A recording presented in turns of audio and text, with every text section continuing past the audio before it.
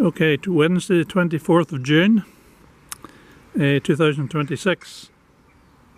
We were here last week trying to find the grave of John Morrison.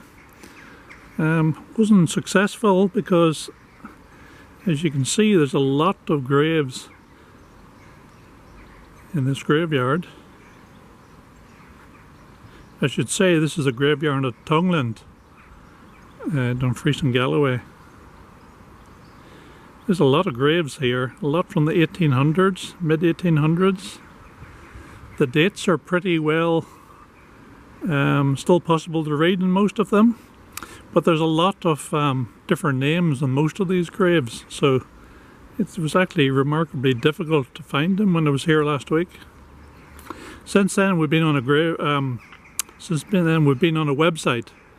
called findagrave.com.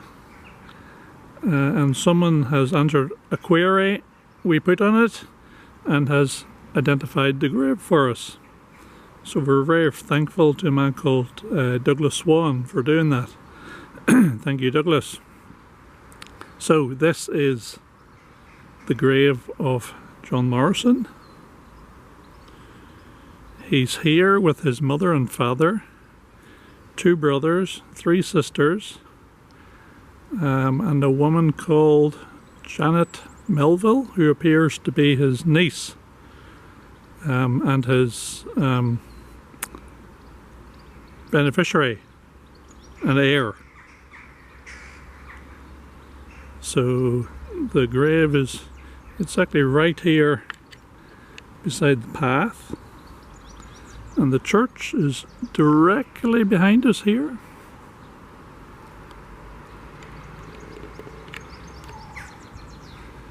So he's actually in a very prominent position. John Morrison was quite a well-known figure at the time, very well-known figure in fact.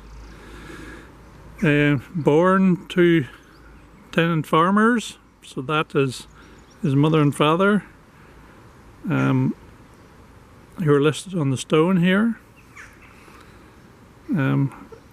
He was obviously quite a promising young child. A local landowner identified him as someone who was worth educating, and he trained him to be a land surveyor. The local landowner owned land in Canada, and he had an eye on John for going there and mapping his land and administering it for him. John unfortunately wasn't interested in doing that. He would rather stay in Scotland, or Britain rather. So he worked for quite a long time as a land surveyor here.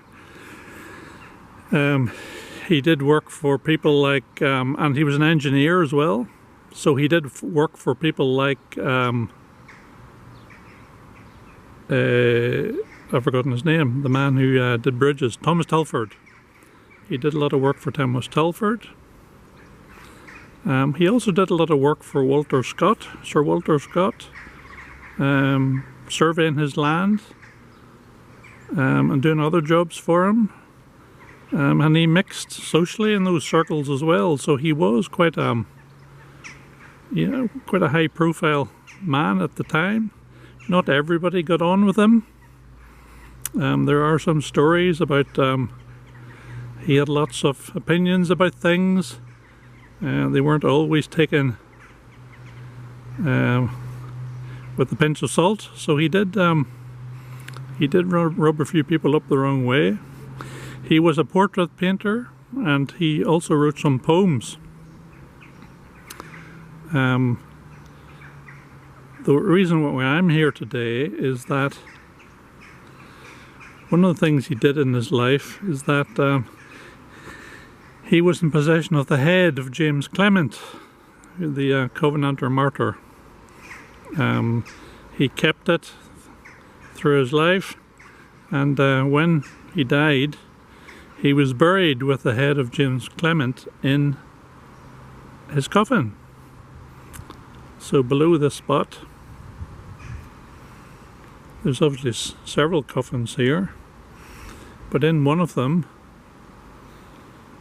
there are 2 skulls, one of John Morrison and one of James Clement. So it's good to locate this spot and understand where he is. The next step of this journey